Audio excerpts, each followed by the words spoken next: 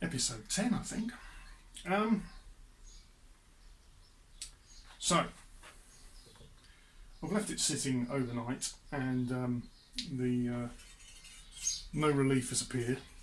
So, I think we're going to have to give it a hand, and we'll see how it goes. So, essentially, this episode is basically going to be trying to set this up and see how good we can get it. Come along for the ride. So when I levelled the frets, I thought the truss rod was at least working. It appeared to be. So let's see.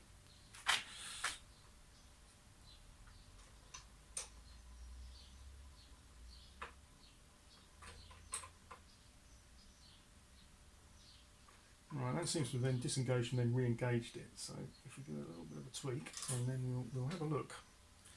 Let's see where we're going.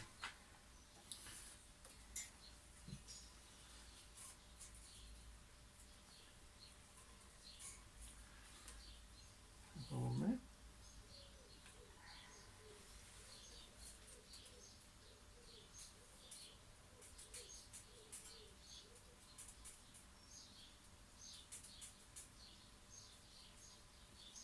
Okay.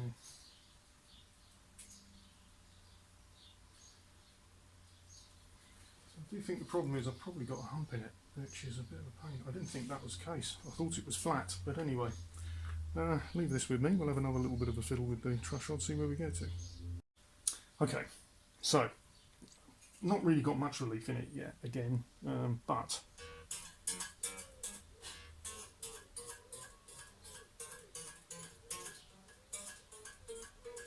that's playing all cleanly up on that string.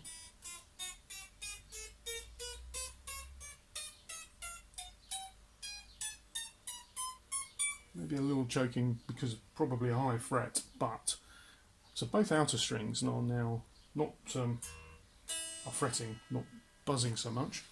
So good old friend, the radius gauge. Let me just quickly show you what's going on there. So I don't know if you can see that, but underneath. Yeah, so the middle strings are nowhere near on the radius, so I've set that flat, which is amateur error. But anyway, so let's raise all of everything. So given that the outer two now are both playing cleanly, if I raise everything else, then we'll have a listen to see what it's like then. Right then, folks.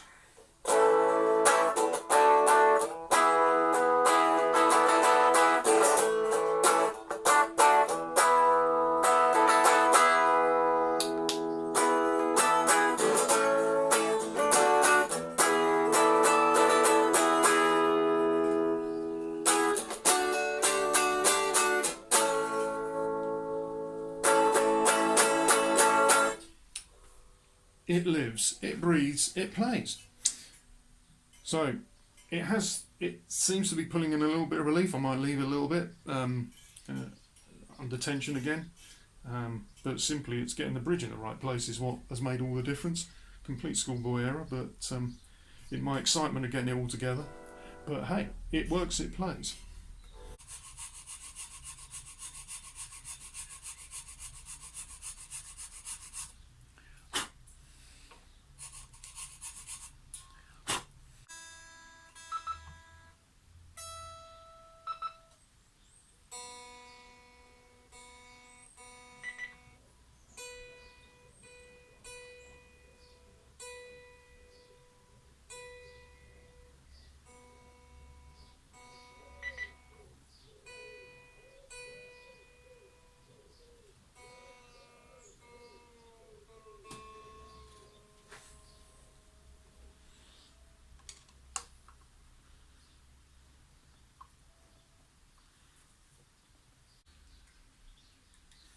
I'm very happy. It intonates.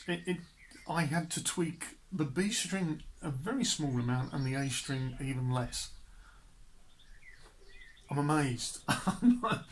Of all the things, I thought that might be my biggest issue, getting the bridge in the wrong place and everything, but remarkable. Anyway, whilst I'm in the middle of doing that, getting the setup done, lo and behold, these have fallen through the letterbox. I'd ordered these. Wooden effect surrounds for the pickups. What do you think? Definitely going to look better, I think. So, what I'm going to do is I'm going to rip this set of strings off that I've been using to do the setup. Put these on. Put the other final touches on, which I'll show you as I go along, and then we might have a finished guitar that I can play. How good is that? I'm really chuffed, if I'm honest.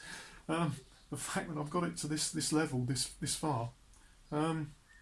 Anyway, I think these will actually add another little bit of class, and you'll see why as well as I finish it off, why I ordered them. But hey, that won't take me a few minutes to do, hopefully. See you once that's done. So here's one little job to do while before I put all the strings back on it, whilst I'm filling with the pickup surrounds. Put my transfer on for my logo.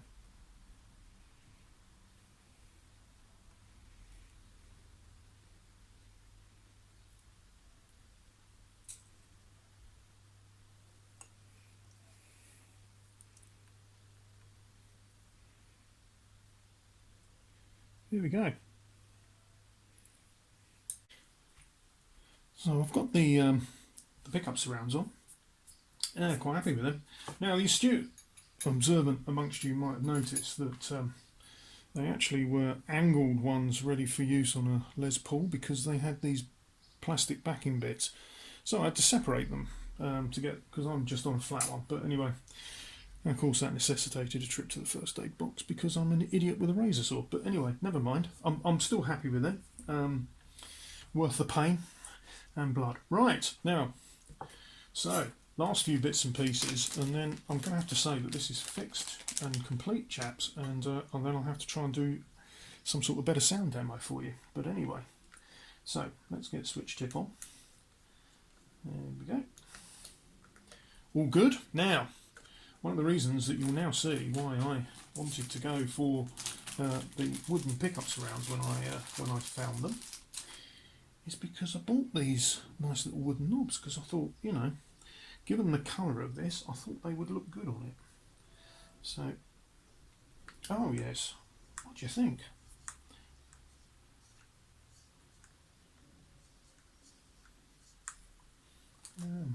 Happy with that.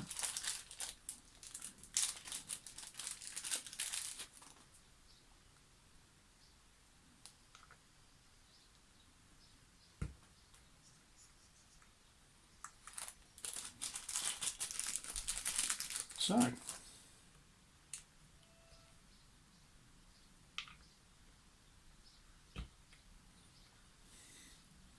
the final finished thing. I shall go and take a proper video of this somewhere in a bit nicer surroundings than that and show it to you. But there you go.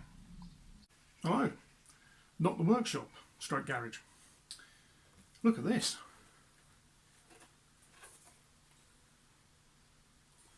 Complete and played. I've put it through an amp quickly. I will try and get some sound demos for you and put onto the after this bit, but I thought I'd first of all show it. Headstock, locking tuners, fingerboard with the offset inlays, ash body. Mostly two-part. There is a very small part on the bottom there, if you remember from if you've been watching this from the very word go. That's the back. The fascinating heel joint, which has really come out brilliantly. If I hadn't videoed and put it all on YouTube about how that had all ended up, no one would ever know, would they? But there you go. So I'm really, really happy, to be honest. It's a chunky neck, I would say that. If you're into Ibanez Wizards, this is not for you. However, I have a Les Paul Custom, which has a baseball bat as a neck. This is not as bad as that. It's not as slim as, it's definitely not as slim as my PRS. It's probably similar to the Peter Cook actually, that was part of the main influence for it in terms of body shape, etc. If you will allow me, I will talk about influences, perhaps in an addendum video that I'll shoot after this one. But anyway, there you go. I'm really pleased that I got those pickup surrounds and went to the effort of getting them fitted, along with the wooden knobs. Just gives it that sort of different vibe, really. All in all, this couldn't have turned out much better given what I'd originally hoped I'd build. This really is what I'd intended to build. Once I'd figured out what I was going to do and the limitations, the fact that I'd gone for the neck kit, which had given me the maple fretboard, this is really the look that I had in mind. I only realised the other day, actually, that probably where the influence for some of the colour is. If any of you are old enough to remember John Birch guitars from the 1970s, look them up. You'll probably find many with a brown sunburst, which is similar to that. I never owned a John Birch, but when I was a kid, I lusted after them. They also were quite commonly seen with maple fretboards as well. When I say commonly, there weren't that many of them ever made, but they did definitely make them with maple fretboards. So there's a bit of a John Birch flavour to it. I've owned 2 Gordon Smiths in my time as well, and I would say that there's some Gordon Smith elements to it. In terms of what it is, it's a bit of a workhorse. That's my sort of aim at it. So a bit like the sort of Gordon Smith GS1, GS2 type guitars as well. But it's got some PRS in it as well, and stuff. But really, so to every single person out there who commented, has liked the videos, etc., has put comments on my Instagram feed, etc., I'm immensely grateful to all of you, because I would never have got here. I very nearly did give up with the neck disaster the first time, and we've at least recovered from that and then some. I think I couldn't be happier. The mere fact that with all of the neck joint debacle, with having to reroute it and all of the rest of it, the fact that when I put the bridge on, it pretty much intonated perfectly as soon as I got it properly strung up, absolutely staggered me. But that was the one bit of the build that I got spot on. But yeah, it's really happy, really proud, and like I say, huge thank you to everybody who has commented, given advice, etc. Thanks to all the people who've inspired me, like I say, as well, that I've been watching prior to doing this build and during this build. There's lots of you out there, so I won't mention people by name, but you know, lots of the people in the competition, I've watched you, and you've inspired me to do things and to keep going on this, and I'm really, really pleased. I really am. Couldn't really be any happier. So there you go. I call it the PC tribute, because it's a bit of a tribute to the Peter Cook. So that's the name it's got. Most of my guitars end up with a name that I end up making up, Parts Casters or whatever. This is the first one that I've ever done as near to scratch as I'm probably ever likely to get. Yeah, thank you all very much for tuning in.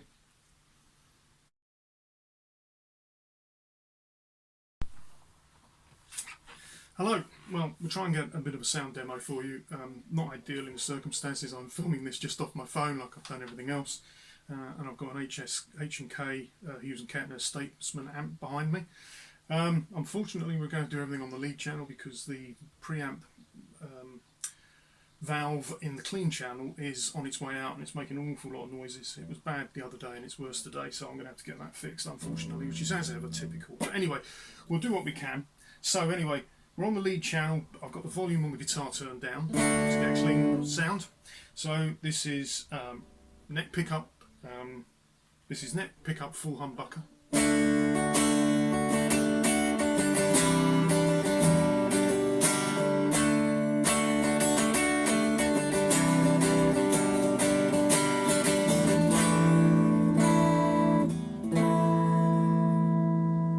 Nice and round, like the sound of that.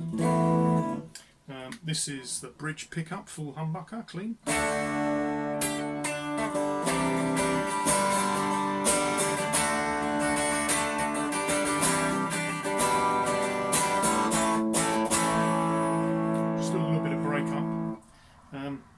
more bitey. That's the overwound in the rolling mill set. So sort of almost deliberately, that's going to be a bit more bitey than the rhythm pickup, than the neck pickup.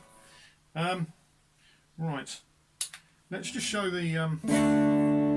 So that's full humbucker on the neck. Let's round it back about halfway. That's it, full single coil. So I'll admit it's subtle. You can, as soon as you tweak that, you can hear that it comes in sort of, and it gets a little bit fuller, and then it builds as it goes up.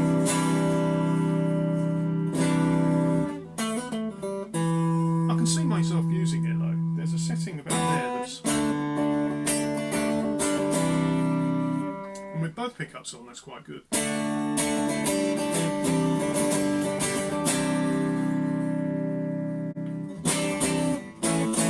Full humbucker. Right, let's give it some. This is the bridge humbucker with full amount drive.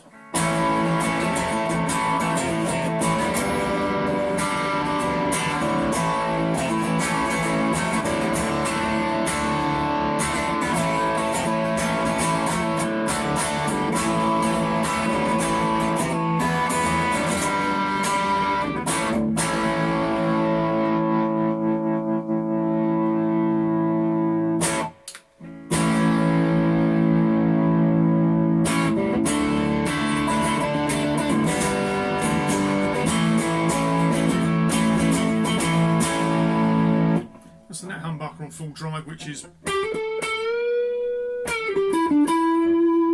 it's great for soloing, I think.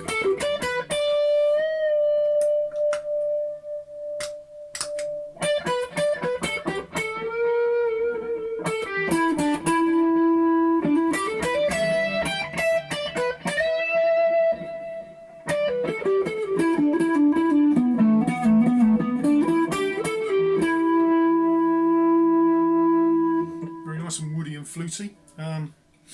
Quick comparison with the same effects on. I've just got compressor, sustain, chorus, and a digital delay on that.